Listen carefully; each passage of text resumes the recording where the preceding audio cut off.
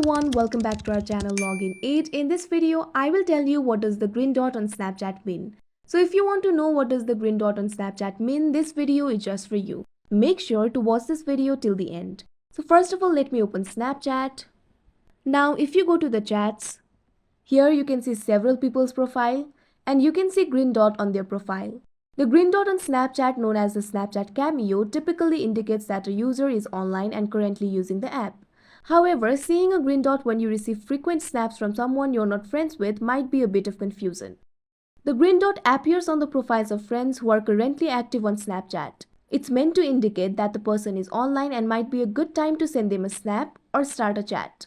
If you receive frequent snaps from someone you're not friends with, Snapchat does not generally display a green dot next to their name unless they've been added to your friend list and are active at that moment.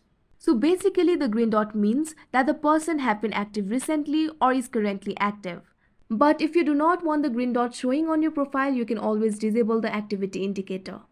So that's it for this video. I hope you found this video helpful. Thank you for watching. Make sure to like, share and subscribe to our channel.